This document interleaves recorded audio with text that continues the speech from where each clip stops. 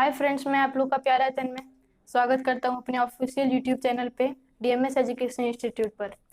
तो आज मैं आप लोग को चैप्टर 6 पढ़ाऊंगा, जो कि major landform of the earth. तो आपने पिछले चैप्टर में पढ़ा था कि लिथोस्फीयर, हाइड्रोस्फीयर, एटमॉस्फेयर क्या होता है। तो इस चैप्टर में लिथोस्फीयर के पूरे डिटेल के बारे में जानना है। तो एक मैं आपको ज़रूरी सूचना दे दे रहा हूँ कि मैंने एक लास्ट में एक कॉन्सेप्ट ऐड किया है, और अगर जब आप इस वीडियो को जब बढ़ा के देखेंगे, भगा के देखेंगे, तो वो जो लास्ट में मैंने कॉन्सेप्ट ऐड किया है वो आपको नहीं दिखेगा। तो आज का जो हमारा चैप्टर है वो है chapter 6, major landform of the earth. तो जो लैंडफॉर्म है वो आपको स्क्रीन पे दिख रहा होगा। बहुत ही तरह के लैंडफॉर्म होते हैं, हर जगह लैंडफॉर्म एक जैसे नहीं होते हैं। आपको ग्लेशियर दिख रहा होगा कोने में, वोल्केनो भी दिख रहा होगा, माउंटेन बहुत ही सारे दिख रहे होंगे जिसे हम माउंटेन रेंज बोलते हैं। फिर प्लेट्यू भी दिख रहा होगा, प्लेन भी दिख रहा होगा, वैसे मैंने प्लेन नहीं ऐड किया है, वैली भी दिख रहा होगा, और बहुत ही सारी चीज़ दिख रहे होंगे, रिवर भी दिख रहे होंगे। तो ये जो सारी चीज़ है वो लैंडफॉर्म में आते हैं। जो लैंडफॉर्म है वो कितने हिस्सों में बांटा गया है, मतलब कि उसके कितने टाइप्स होते हैं। तो जो लैंडफॉर्म है उसके 3 टाइप्स होते हैं, एक माउंटेन, एक प्लेट्यू और एक प्लेन्स। तो जो माउंटेन है उसे हम लोग पहाड़ बोलते हैं, प्लेट्यू को हम लोग पठार बोलते हैं, और प्लेन्स को हम लोग मैदान बोलते हैं। तो ये सारी चीज़ें लैंडफॉर्म के टाइप हैं। अब मैं आपको माउंटेन बताऊंगा, जो कि आपको स्क्रीन पे दिख रहा होगा। इससे पहले आप मुझे बताइए, जो हाईएस्ट माउंटेन मैंने आपको बताया था पिछले चैप्टर में, तो उसका नाम और उसका हाइट दोनों आप कमेंट बॉक्स में बताइए कि क्या है। तो जो माउंटेन है एक natural elevation of the land होता है, यानी कि एक ऊंचा लैंड होता है जो नेचर से बना हुआ रहता है, आदमी लोग उसे नहीं बनाते हैं।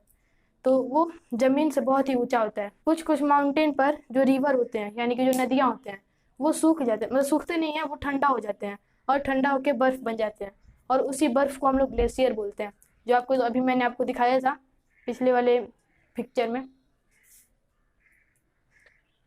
अब जो माउंटेन है उसके टाइप्स के बारे में अभी आपको बताऊंगा। तो जो माउंटेन है उसके 3 टाइप्स होते हैं, fold mountain, block mountain and volcanic mountain. तो जो फोल्ड माउंटेन है, अभी मैं आपको बता रहा हूँ फोल्ड माउंटेन क्या होता है। तो fold mountain are created where 2 और more earth tectonic plate are push together. जैसे समझ लीजिए, ये 2 टेक्टोनिक प्लेट है। जब ये एक दूसरे को जब पुश करता है, जब एक दूसरे को ऐसे पुश करता है, तो वो जो लैंड होता है वो ऊपर की ओर आ जाता है, और उसी कॉन्सेप्ट को हम लोग क्या बोलते हैं, माउंटेन। मतलब जो माउंटेन बनता है ऐसे करने पे, ऐसे माउंटेन शेप बन रहा है तो रियल में एक माउंटेन बन जाता है, उसी माउंटेन को हम लोग बोलते हैं फोल्ड माउंटेन। तो ये था आपका फोल्ड माउंटेन। अब मैं आपको ब्लॉक माउंटेन बताऊंगा, जो आपको स्क्रीन पे दिख रहा होगा।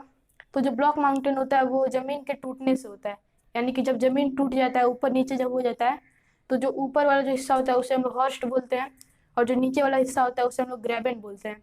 तो अभी मैं आपको एग्जाम्पल से बता दे रहा हूँ।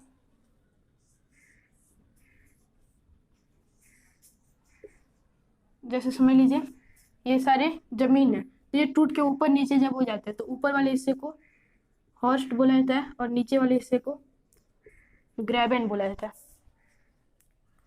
ये था आपका ब्लॉक माउंटेन।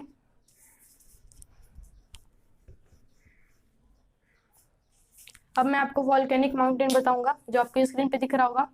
ये सारे जो आपको पीपीटी दिख रहे हैं वो सारे मैंने ही बनाए हैं, और ये इसे बनाने में बहुत ही सारे मेहनत लगते हैं। तो इसलिए आप इस वीडियो को लाइक, सब्सक्राइब और शेयर करते रहें कि मुझे मोटिवेशन मिलते रहे। तो जो वॉल्केनिक माउंटेन वो आपको स्क्रीन पे दिख रहा होगा। जो वॉल्केनिक माउंटेन है वो अर्थ के कोर में मोल्टन रॉक्स होते हैं, यानी कि पिघले हुए पत्थर होते हैं, या फिर आयरन, ये सारी चीज़ होते हैं। तो वो सब कोई जगह ढूंढते हैं बाहर निकलने के लिए, क्योंकि वो अर्थ के एकदम बीच वाले पार्ट में रहते हैं। तो बाहर निकलने के लिए कोई जगह ढूंढते हैं, तो उसी उसी वही जब बाहर आता है तो एक माउंटेन क्रिएट होता है, और उसी माउंटेन को हम लोग बोलते हैं वॉल्केनिक माउंटेन। तो जो वॉल्केनिक माउंटेन है मैं आपको उसे एग्जाम्पल के साथ में बता दे रहा हूँ।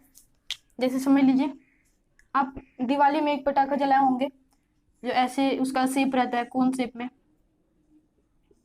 ये ऊपर से ऐसे ऐसे फेंकता है, कुछ चिंगारी जैसे फेंकता है ना। तो वैसे ही समझ लीजिए ये वॉल्केनिक माउंटेन है। अभी नहीं है ये, अभी समझ लीजिए जो कोर है, अर्थ का जो एकदम मिडल जो पार्ट है उसे हम लोग कोर बोलते हैं। तो वो जो कोर है उसमें मॉल्टन रॉक होते हैं, यानी कि पिघले हुए पत्थर होते हैं, उसे हम लोग माग्मा बोलते हैं। तो वही माग्मा जब बाहर निकलता है, तो जैसे ये ऐसे ऐसे फेंक रहा है, वैसे ही ये भी ऐसे ऐसे फेंकने लगता है, और फिर ये जब एक जगह जब इकट्ठा हो जाता है तो वो सूख जाता है और फिर वही सूख के एक माउंटेन बन जाता है, उसे हम लोग वॉल्केनिक माउंटेन बोलते हैं। तो ये था वॉल्केनिक माउंटेन। तो अब मैं आपको एक किस्सा बता रहा हूँ। एक बार मैं वैष्णो देवी गया था जो जम्मू एंड कश्मीर में है। तो मैं जब वहां पे गया था तो एरोप्लेन से मैं बहुत ही सारे पर्वत देख रहा था, पर मुझे लग नहीं रहा था कि वो पर्वत है, मुझे लग रहा था कि वो बिल्डिंग है। लेकिन फिर लगा कि बिल्डिंग तो इतने बड़े बड़े होते नहीं है, बादल के ऊपर होते नहीं है। इसलिए मुझे लगा कि जब मैं उसे ध्यान से देखा तब मुझे लगा कि वो माउंटेन है, यानी कि पर्वत है।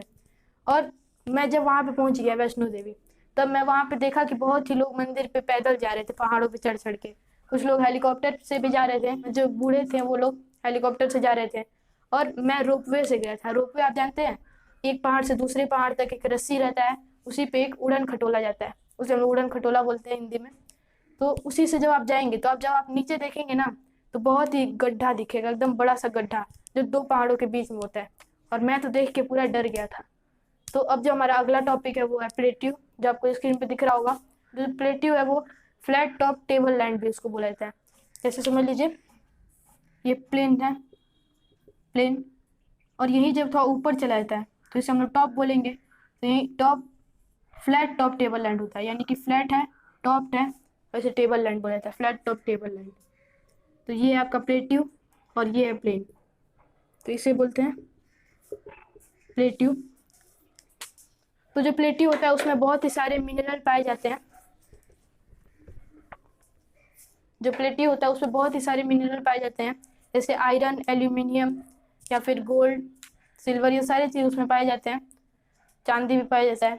और उसीलिए उसे ना गुड, मतलब रिच मिनरल ऑफ लैंड भी बोलते हैं, रिच मिनरल ऑफ लैंड उसे बोलते हैं प्लेट्यू को। जब आप प्लेट्यू में जब खुदाई करेंगे तो ज़्यादा स्टोन निकलेगा, या फिर आयरन, स्टील, एल्यूमिनियम एल्यूमिनियम ये सारी चीज़ निकलेंगे। वहाँ पे ज़्यादा मिट्टी नहीं निकलता है, या फिर बालू निकलता है ज़्यादा से ज़्यादा। मैं एक बार गया था कोटा में अपने चाचा और भैया के, जहाँ पे वो लोग तैयारी करते हैं वहाँ पे गया था। तो जब वहाँ पे मैंने एक जेसीबी देखा था जब खुदाई हो रहा था। तो जेसीबी से खुदाई हो रहा था, आपने देखा ही होगा जेसीबी को, येलो कलर का बड़ा सा मशीन होता है, उसी से खुदाई हो रहा था। तो मैं देख रहा था तो उसमें ज़्यादा मिट्टी नहीं निकल रहा था, ज़्यादा से ज़्यादा स्टोन, आयरन यही सारी चीज़ें निकल रही थी। इसलिए उसे प्लेट्यू को क्या बोला जाता है, रिच मिनरल ऑफ लैंड बोला जाता है। अब जो हमारा आखिरी जो लैंडफॉर्म का टाइप है वो है प्लेन।